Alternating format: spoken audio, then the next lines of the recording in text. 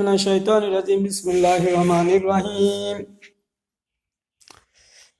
In আত্তাবিউ ইল্লা মা ইউহা ইলাইয়া।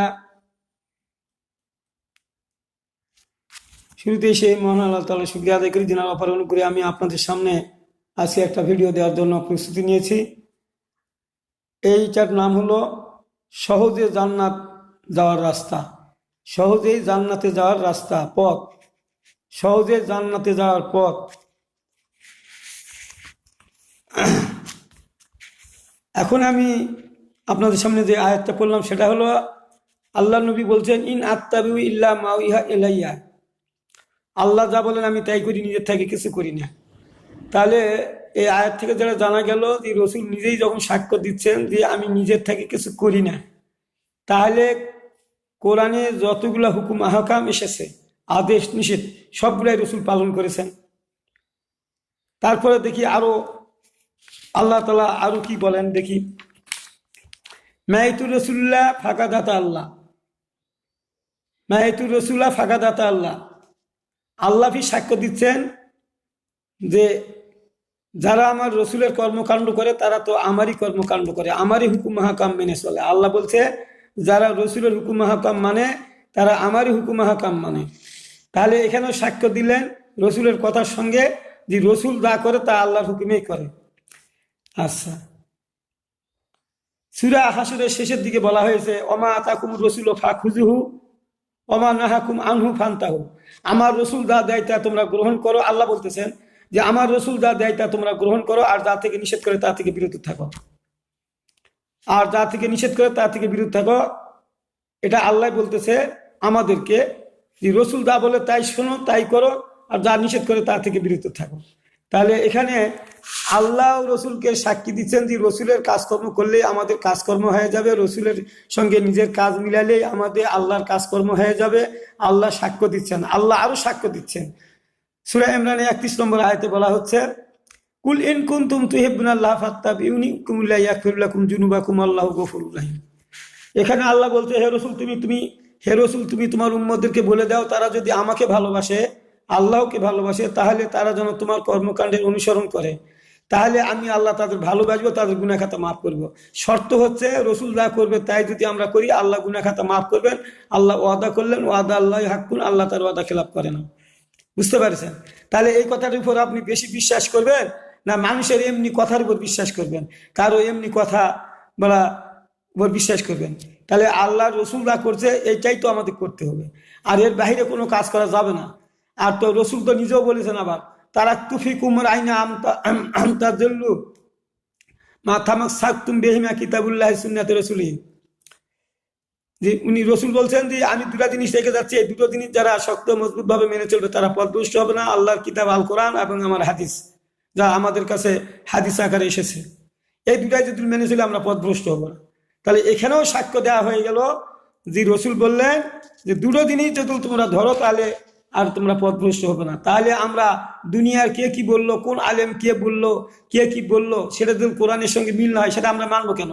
কোরআন হাদিসের সাথে না মিললে সে আলেম হোক আর বড় এক হোক, যাই কেউ হোক না কেন, কথা বলুক না কেন, আমরা তার কথা শুনবো কেন? তাই সেটা কোরআন হাদিস অনুযায়ী হতে হবে। তাহলে আমরা সহজে জান্নাত দেব। আবার আল্লাহর রসুল কি বলেন দেখেন, আল্লাহ রসুল আবার হাদিস বলতেছে, হাদিস এখানে নিয়ে আসছি। আন আবি হুরায়রা ক্বালা ক্বালা রাসূলুল্লাহ সাল্লাল্লাহু আলাইহি ওয়াসাল্লাম ক্বালা মান আতানি দাখালাল জান্নাত ওয়া মান আসানি ফাকাদ আবি। আবু হুরায়রা থেকে বর্ণিত, তিনি বলেন রাসূল সাল্লাল্লাহু আলাইহি ওয়াসাল্লাম বলেছেন, যারা আমার কর্মকাণ্ড করলো তারা জান্নাতে প্রবেশ করলো, যারা আমার হুকুম আহকাম অমান্য করলো তারা আমাকেই অস্বীকার করলো, আমাকেই মানে না। তাহলে রসুলের কোনো হুকুম আহকাম অমান্য করলে রসুলকেই অস্বীকার করা হয় বলা হচ্ছে। আবার দেখেন, এগুলা সব বুখারী মুসলিম সবগুলা হাদিসে আছে। আন আবি হুরায়রা ক্বালা ক্বালা রাসূলুল্লাহ সাল্লাল্লাহু আলাইহি ওয়াসাল্লাম মান আতানি ফাকাদ আতা আল্লাহ। এখানে আবু হুরায়রা থেকে বর্ণিত হাদিসে রাসূল সাল্লাল্লাহু আলাইহি ওয়াসাল্লাম বলেছেন, যারা আমার আনুগত্য করে, আমার কর্মকাণ্ড করে, তারা তো আল্লাহরই আনুগত্য করে। অমান মানাতানি ফাকাদ আতা আল্লাহ ওয়ামান আসানি ফাকাদ আসা আল্লাহ। এখানে ফির বলা হচ্ছে যে যারা, রসুল বলছে যারা আমার হুকুম অমান্য করে তারা প্রকৃতপক্ষে আল্লাহর হুকুম অমান্য করে। তাহলে রসুলের হুকুম যারা অমান্য করে আল্লাহর হুকুমই অমান্য করে, আর রসুলের হুকুম যারা মানে তারা আল্লাহর হুকুম মানে। এই কথাগুলোতে স্পষ্ট হয়ে গেল। তাহলে রসুল ছাড়া কোনো কাজ হবে না, রসুল যা করছে তাই আমাদের করতে হবে। আরেকটা হাদিস দেই, খোজাইমার হাদিস, সহি হাদিস, আব্দুল্লাহ ইবনে আমরিন আনিন নবিয়া সাল্লাল্লাহু আলাইহি ওয়াসাল্লাম ক্বালা মান রাগিবা আন সুন্নতি ফালাইসা মিন্নি। যে আব্দুল্লাহ ইবনে আমরিন থেকে বর্ণিত, তিনি বলেন রাসূল সাল্লাল্লাহু আলাইহি ওয়াসাল্লাম বলেছেন, যারা আমার সুন্নাত থেকে অহংকারে মুখ ফিরিয়ে নিল তারা আমার দলভুক্ত নয়।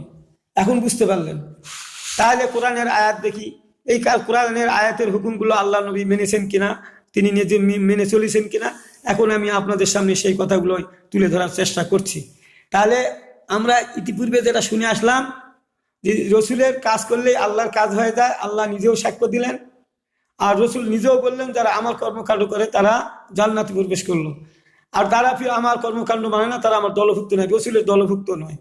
তাহলে আল্লাহ রসুলের যে দায়িত্ব দিয়েছে, কি দায়িত্ব দিয়েছেন? রসুল যে পাঠিয়েছেন এই যে 1,24,000 বা 2 লাখ, মতান্তরে 2,24,000 নবীরা আসছিলেন, তাদের দায়িত্ব কি ছিল? তাদের দায়িত্ব ছিল ওয়াকাতিলুম হাত্তা লা তাকুনা ফিতনাতুন ওয়া ইয়াকুনা দ্বীনু কুল্লুহু লিল্লাহ। যত নবীরা ছিল তাদের দায়িত্ব ছিল দুনিয়ার উপরে যত ফিতনা ফাসাদ আছে, আল্লাহর বহির্ভূত কাজ আছে, এই কাজগুলোকে মূল উৎপাটন করে দিয়ে তাদের বিরুদ্ধে সংগ্রাম চালিয়ে গিয়ে সেখানে আল্লাহর দ্বীন কায়েম করা, আল্লাহর আইন বাস্তবায়ন করাই ছিল সকল নবীদের কাজ। তাহলে সকল নবীদের কাজ ছিল কি? দুনিয়ার উপরে যত ফিতনা ফাসাদ আছে এগুলাকে মূল উৎপাটন করে সেগুলা মূল উৎপাটন করে দিয়ে আল্লাহর জমিনে আল্লাহর বিধান কায়েম করা, আল্লাহর বিধান কায়েম করা। তাহলে এটা ছিল নবী রাসূলরা করেছে। তাহলে দুনিয়ার উপরে এখন ফিতনা ফাসাদ আছে, সব কিছু আছে। তাহলে আপনারা যদি এই ফিতনা ফাসাদ কে বিরুদ্ধে কথা না বলেন, খালি সহজগুলা বলেন, খালি ফায়দার কথা বলেন, একের কথা বলেন, তাহলে আপনাদের এই কাজগুলা যদি না করেন তাহলে রসুলের আল্লাহর এই আয়াতকে অস্বীকার করা হলো, আল্লাহর এই আয়াতকে অস্বীকার করা হলো। আর এই কারণেই তাহলে আপনারা আল্লাহ রসুলের হুকুম কোথায় মানলেন? কোথায় মানলেন? কোথায় মানলেন? কোথায় মানলেন? কোথায় মানলেন? কোথায় মানলেন? তাহলে আমরা কোথায় মানলাম? আল্লাহ রসুলের কর্মকাণ্ড করছি, আর রসুল বলছে যে যারা আমার কর্মকাণ্ড অমান্য করে তারা আল্লাহর কর্মকাণ্ড অমান্য করে। তাহলে এই যে আল্লাহর হুকুম, যতক্ষণ দুনিয়াতে ফিতনা ফাসাদ থাকবে এর বিরুদ্ধে জিহাদ চালিয়ে যেতে হবে, আল্লাহর দ্বীন কায়েম করতে হবে। যেমন ইরান চালাচ্ছে এখন, ইরানে একদল লোক তো থাকবে কিয়ামত পর্যন্ত, তারা তো হকের উপরে থাকবে, তারা তো সংগ্রাম অব্যাহত রাখবে, চলবে, তারা তো চালাচ্ছে। একটা দল তো যুদ্ধ জিহাদ চালিয়ে যাচ্ছে, তাদেরও ক্ষতি হবে, কিন্তু তাদের পুরোপুরি ক্ষতি করতে পারবে না, কিন্তু তারা টিকে থাকবে আল্লাহর ময়দানে, আল্লাহর জমিনের উপরে টিকে থাকবে। এই হাদিস তো আছে। আমরা তো বলি যে কিয়ামত পর্যন্ত একটা দল থাকবে, তারা এই কাজটা করে যাবে। তাহলে আপনারা এই আয়াতগুলাকে মানেন না। তাহলে রসুলের কর্মকাণ্ড, রসুল এগুলা করেন নাই, ওই রসুল বলে নাই ইন আত্তাবিউল্লাহ মা ইলাইয়া, আল্লাহ যা বলেন আমি তাই করি, নিজে থেকে কিছু করি না। তাহলে এই হুকুমগুলা কি আল্লাহ নবী পালন করি নাই? পালন করেছেন, বাস্তবে করেছেন, যার জন্য এত যুদ্ধ জিহাদ তাকে করতে হয়েছে সাহাবীদেরকে নিয়ে। আচ্ছা, তাহলে এই কাজটা করলে সহজে আপনি জান্নাত পাবেন না। রসুলের যদি কাজ যদি আপনি করেন তাহলে তো সহজেই জান্নাত হবে। আল্লাহ তো নিজেই বলছেন গুনাহ খাতা মাফ করে দিবেন। আর যারা রসুলের কাজ করে, আমার কাজ করে, আল্লাহ তো নিজেই বলছেন। তাহলে আল্লাহর কথা ঠিক হবে না রসুলের কথা ঠিক হবে? আল্লাহ এবং রসুলের কথা ঠিক হবে না? ঠিক হবে। তাহলে আপনারা খালি যে রসুলের কথায়, যে রসুল বলছে যে এত সব, এটা করলে এত সব, এটা করলে এত সব, ই পড়লে এত সব, এত দোয়া করলে এত সব, এটাই যে বলেন, কোরআন থেকে যদি কোনো সহযোগিতা না নেন, তো রসুল যে এগুলা কাজ করেছে আসলে কি রসুল আল্লাহর হুকুমের বাহিরে কাজ করেছে? কখনো না। আল্লাহর নবী আল্লাহ যা বলেছেন, আল্লাহ নবীরা সেই সমস্ত কাজই করেছেন। আর আল্লাহর নবীদের কাজগুলো যে সমস্ত যে নবীদের কওমেরা শুনে নাই, আল্লাহ সেই সমস্ত কওমের লোকদেরকে ধ্বংস করে দিয়েছেন। আমি আপনাদের কাছে যেটা বুঝাতে চাচ্ছি সেটা হলো এই যে আল্লাহর নবীর কাজকর্ম করলেই জান্নাত পাওয়া যাবে, অন্য কোনো পথে নয়। আপনারা দেখেন এই যে এতগুলো আমি কোরআনে আয়াত এবং হাদিস বললাম, সবগুলাতে একই কথা বলা হয়েছে, যারাই রসুলের কর্মকাণ্ড করবে তারাই জান্নাতে প্রবেশ করবে, যারা রসুলের কর্মকাণ্ডের সঙ্গে নিজ কর্মকাণ্ড মিলাবে তারাই জান্নাতে প্রবেশ করবে। আর এ ব্যাপারে আল্লাহ সাক্ষীও তো দিয়ে দিলেন, আমি সেটাও আপনাদের পড়িয়ে শুনিলাম সেই আয়াতটা। আবার আল্লাহ বলছেন ইয়া আইয়ুহাল্লাযীনা আমানুত্তাকুল্লাহা হাক্কা তুকাতিহি ওয়া লা তামুতুন্না ইল্লা ওয়া আনতুম মুসলিমুন, যে হে ইমানদারগণ, তোমরা যেভাবে আল্লাহকে ভয় করার দরকার সেইভাবে ভয় করা, আর পুরাপুরি ইমানদার না হয় কেউ মরিও না। তাহলে রসুলের সঙ্গে যদি কাজ না মিলান তাহলে আপনার পুরাপুরি ইমানদার হতে পারবেন না। রসুলের কর্মকাণ্ডের সাথে যদি নিজের জীবনের কর্মকাণ্ড মিলাতে না পারেন তাহলে আপনি পূর্ণাঙ্গ ইমানদার হতে পারবেন না। পুরাপুরি হুকুম আহকাম মানতে গেলে রসুল সাহাবীদের কর্মকাণ্ডকে নিজের জীবনে বাস্তবায়ন করার জন্য চেষ্টা চালাতে হবে। এতে যুদ্ধ জিহাদ হবে, নাও হবে, আল্লাহর জমিনে আল্লাহর দিন কায়েম করতে যায়, যুদ্ধ হলে হবে, না হলে না হবে, এমনি কায়েম হয়ে গেল, কিন্তু উদ্দেশ্য হবে আল্লাহর জমিনে আল্লাহর দিন কায়েম করা, ফিতনা ফাসাদ দূরীভূত করা দুনিয়া থেকে। তাহলে এখন এই কাজটা করলে সহজেই জান্নাত না? সহজেই জান্নাত।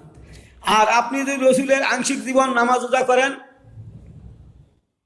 রোজা করেন, দান খয়রাত করেন, এগুলোও রসুল করছে, তাহলে এটা আংশিক ইবাদত হলো, পূর্ণাঙ্গ হলো না। রসুল সাল্লাল্লাহু আলাইহি সাল্লাম এর থেকে তো তার শরীয়তের বিধান বন্ধ করে দিতে পারতেন, বলে আজ থেকে শরীয়তের বিধান বন্ধ হয়ে গেল, তোমরা নামাজ পড়বে, রোজা করবে, আর হজ করবে, দান খয়রাত করবে, এটাই হলো পূর্ণাঙ্গ শরীয়ত, এটা করলেই তোমরা জান্নাত পাবে। এখান থেকেই তো সাহাবীদেরকে তিনি প্রশিক্ষণ দিতেন, নিজেও করতেন, কিন্তু তা কি দেখা যায়? রসুলের জীবনে কি তা দেখা যায়? এইটুকুই ইবাদত দেখা যায় না আরো কিছু করেছেন? সাহাবীরা করেছেন তার সঙ্গে। তাহলে এত যুদ্ধ জেহাদ কেন করতে হলো? এই কারণে করতে হলো, ওই যে ফিতনা ফাসাদ উচ্ছেদ করে দিয়ে সেখানে আল্লাহর জমিনে আল্লাহর আইন বাস্তবায়ন করা। এই আইন বাস্তবায়ন করতে গিয়ে এই সমস্ত যুদ্ধ জেহাদগুলো হয়েছে। আপনি চোরের হাত কাটতে পারবেন এমনি, অথচ আল্লাহ কি বলছে? পুরুষ কিংবা নারী চুরি করলে তার হাতটা কেটে দাও, এটাই তাদের কৃত্যকর্মের ফল, এটাই হলো আসলে আল্লাহর দণ্ড। তাহলে আপনাকে আল্লাহর আইন আনতে হবে না? এই জমিনে আল্লাহর দিন কায়েম নাই, আপনি সংগ্রাম চালাবেন না আনার জন্য? যারা সংগ্রাম চালায় তাদের পক্ষে সমর্থন করবেন না, সহযোগিতা করবেন না? এই জন্যই তো বলেন যারা জান্নাত দেখায়, জান্নাত টিকিট বিক্রি করে, আমরা টিকিট বিক্রি করি না, আমরা জান্নাতের রাস্তা দেখিয়ে দিই। আমরা জান্নাতের টিকিট বিক্রি করি না, আমরা কি করি? জান্নাতে সহজে যেভাবে যাওয়া যায়, সাহাবীগণ রসুলগণ যেভাবে নির্দেশিকা দিয়েছিলেন সেই অনুযায়ী আমরা চলার জন্য মানুষকে আহ্বান জানাই। নিজেরাও আমরা এই কাজটা করি, অন্যদেরকে এটা করার জন্য আমরা আহ্বান জানাই। এখন বুঝতে পারলেন? এই বাদ দিয়ে তো আপনি জান্নাত পাবেন না। আপনি মুখে করবেন যে আমরা সব মানি, বাস্তবে আপনি আল্লাহর আইনের বিরোধিতা করবেন, আল্লাহর জমিনে সুদ ঘুষ জারি রাখবেন, আল্লাহর জমিনে অন্যায় অনাচারকে জারি রাখবেন, আর মুখে বলবেন যে আমরা আল্লাহর আইন মানি, সব মানি। আপনার কর্মকাণ্ডে যদি তা না পাওয়া যায় তাহলে আপনি কি করে ইমানদার হতে পারবেন? এগুলো বুঝতে হবে না? ওই যে কয় না যে সুরের মায়ের ডাঙ্গুর গালা। আপনাদের হলো কথা বড় বড়, ইমানদারদেরকে আপনারা এক করে রাখতে চান। ভাইরা আমার, ভুল করবেন না, ভুল পথে যাবেন না, ভুল পথে গেলে ক্ষতি হবে। আমরা তো মানুষদেরকে রাস্তা দেখাই, আপনারা এই পথে চললে, খালি আপনি কেন, দুনিয়ায় মানুষ যদি এই পথে চলে সবাই জান্নাতি হয়ে যাবে, সবাই জান্নাতি হবে। আমাদের কি আল্লাহর কি জান্নাতের কি এক কমতি আছে? বা আমাদের কোনো হিংসা আছে আপনাদের উপরে?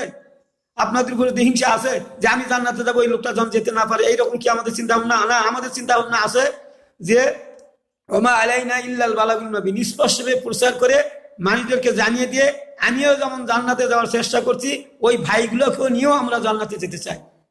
আপনারা নিজেরা না বুঝে আমাদের বিরোধিতা করছেন, কিন্তু আপনারা আমাদের ওই রকম আমরা ভাবি না, তোমরা আমাদের শত্রু, বুঝেন নাই। সেই জন্য আপনাদেরকে আমরা বুঝানোর চেষ্টা করি বারবার যে বুঝেন, আসেন, সবাই আমরা জান্নাতে যেতে চাই, সবাই আমরা আল্লাহর সৃষ্টি জীব, সব আমরা 18,000 মাখলুকাতের শ্রেষ্ঠতম মানুষ। দেখেন, আর জিহাদ যুদ্ধ যদি মানুষ পছন্দ করবে না, এ ব্যাপারে আল্লাহ তাআলা 216 নম্বর আয়াতে আল্লাহ বলেই দিয়েছেন। অর্থটা খালি পড়ি, সূরা আল বাকারা। আল্লাহ আরো বলেন, তোমাদের উপরে যুদ্ধ ফরজ করে দেওয়া হলো, অথচ তোমরা এটাকে অপছন্দ করো। যুদ্ধ যখন ফরজ করে দেওয়া হলো, জিহাদ যখন ফরজ করে দেওয়া হলো, তখন তোমরা অপছন্দ করছো। যেটাকে তোমরা অপছন্দ করছো এটাই তোমাদের জন্য মঙ্গল, আর তোমরা যেটাকে ভালো মনে করো আর সেটাই তোমাদের জন্য অকল্যাণ বয়ে আনবে, তোমাদের ক্ষতি করবে। তোমরা আজকে আল্লাহর জমিনে আল্লাহর দিন কায়েমকে পছন্দ করো না, এটাই তোমাদের জন্য ভালো ছিল। আর তোমরা যেটাকে দুনিয়ার সুখ শান্তিকে অগ্রাধিকার দিয়েছো, তোমরা নিজের খেয়াল খুশি অনুসরণ করে দুনিয়াতে চলার চেষ্টা করছো আল্লাহর আইন বাদ দিয়ে, এটা তোমাদের জন্য অমঙ্গল হবে। এই কথাই বোঝানো হচ্ছে এখানে, যে তোমরা যেটা পছন্দ করে, মানুষ যেটা পছন্দ করে, সেটা আসলে অকল্যাণের পথ। আর যদি তোমরা আল্লাহ যেটা বলছে, রসুল যেটা বলছে, সে কাজটা যদি তোমরা করো, এটাই কল্যাণের পথ, এটাই তোমাদেরকে কল্যাণ বয়ে আনবে, এটাই তোমাদেরকে জান্নাতে নিয়ে যাবে, এই পথটাই। আমি আজকে আপনাদের সামনে এইটুকুই বলে আমি আমার ভিডিও শেষ করলাম। আপনারা যারা আমার এই ভিডিও দেখবেন, তারা শেয়ার করবেন, সাবস্ক্রাইব করবেন, কমেন্ট করবেন, যত যা আছে করবেন, যাতে করে আপনি নিজেও শুনবেন, অন্যদেরকে শোনার ব্যবস্থা করবেন। এটাতে সব বেশি। এই যে অনেক সময় বলে যে ধাক্কা দিবেন না, কাবা ঘর দেখাচ্ছে, কলমার দেখাচ্ছে, আল্লাহর নাম দেখাচ্ছে। আরে ধাক্কা দিবেন না, তে আপনি যে বলছেন যে শেয়ার করে দিন, ওইটা দিয়ে শেয়ার করবে, এর টাকাটা কে পাবে? এই যে আল্লাহর নাম বিক্রি করে টাকা ইনকাম করে খাওয়া, এটা হারাম। এই যে আল্লাহর কাবা শরীফ দেখে কমেন্ট নিয়ে সেখানে টাকা ইনকাম করে খাচ্ছেন, এটা হারাম। এগুলাকে বিক্রি করে খাওয়া যাবে না, এটা কর্মকাণ্ড করতে হবে, রসুলের কর্মকাণ্ড করতে হবে। কাবা শরীফ দেখাচ্ছেন তো ভালো, কিন্তু শেয়ার নেবেন কেন? আমরা দেখি এক করি, আমরাও হজে যাওয়ার জন্য চেষ্টা করি, হয়তো আমাদের ভাগ্যে জোটে না, কারণ আমাদের পয়সা করি ওরকম হয় না। যাদের হয়েছে তারা যাচ্ছে, যে ভাইরা যাচ্ছে আমাদের জন্য দোয়া করছে, তারা যেন আমরাও চেষ্টাতে আসি, হয়তো আল্লাহ যদি কোনো সময় আমাদের যদি সেই রকম সম্পদ দেন, তাহলে আমরাও যাব। তো এই ব্যাপারটা হলো, নিয়তটা বুঝেন না কেন? আপনার নিয়তগুলা বুঝেন না কেন? এইটা না বুঝার কারণে এই সমস্যা। আপনারা এই কাবা ঘর বেছে, কলমা বেছে, কোরআন শরীফ বিক্রি করে আপনারা ওই শেয়ার নিচ্ছেন, এখান থেকে টাকা ইনকাম করে খাবেন, এই চিন্তা করে বসে আছেন। এগুলা হারাম, হারাম। এগুলা, এই সমস্ত পয়সা করি হারাম, এগুলা করে খাবেন না, জীবিকা নির্বাহ করবেন না আল্লাহর নাম বিক্রি করে, এগুলা করেন না।